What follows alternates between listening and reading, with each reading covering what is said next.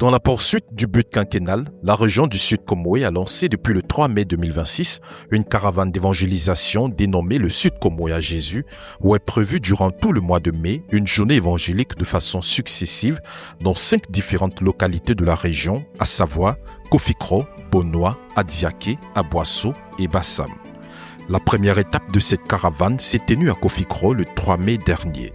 Elle a été marquée par le salut de 56 âmes ainsi que par plusieurs délivrances et guérisons opérées, fruit des ministères conduits par le pasteur Théo Bénard, premier responsable spirituel de la région et principal orateur de cette caravane. À travers le thème « La repentance et la restauration divine », développé à partir d'Ésaïe, le chapitre 59, le verset 1 à 14, et de plusieurs autres passages bibliques, le pasteur Théo a d'abord exposé les conséquences du péché sur la relation entre l'homme et Dieu. Il a notamment souligné que le péché entraîne la malédiction, prive l'homme de l'assistance divine et occasionne de nombreux blocages dans sa vie. Face à cette réalité, il a expliqué que toute personne désireuse d'abandonner sa mauvaise voie doit accepter Jésus-Christ et se repentir sincèrement de ses péchés. Selon l'orateur, la repentance demeure le véritable chemin de la réconciliation avec Dieu. Il a également rappelé que Dieu ne se limite pas seulement au pardon des péchés, mais qu'il restaure aussi le pécheur en lui permettant de récupérer les années perdues à cause de ses mauvaises œuvres, conformément à Joël, le chapitre 2, le verset 25 à 26.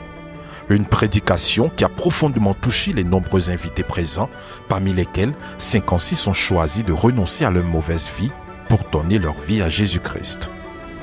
Comme prévu dans le programme, la rencontre s'est poursuivie par un moment intense de prière conduit par le pasteur Théo contre les œuvres du diable dans la vie des hommes, notamment les maladies, les oppressions et les envoûtements. Les visitations divines et les manifestations démoniaques attestant de la pertinence des prières et de la manifestation de la puissance de Dieu ont montré que Dieu était à l'œuvre dans ce programme. Il convient également de souligner que cette journée évangélique ne s'est pas limitée à la prédication de la parole.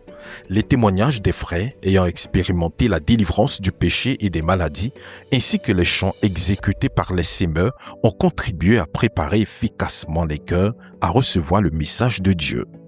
Après l'étape de Kofikro, la caravane a poursuivi son parcours à Bonoa le 10 mai dernier, toujours avec pour orateur le pasteur Théo Bénard. Cette deuxième étape a enregistré 64 nouvelles conversions, portant à 120 le nombre total d'âmes arrachées au royaume des ténèbres pour être conduites dans le royaume de lumière du Seigneur Jésus-Christ.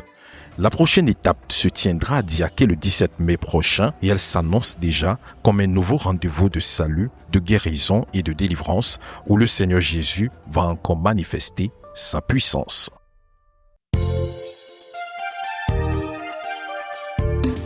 Radio, télévision, Voix de la Croix, la chaîne de la Bible.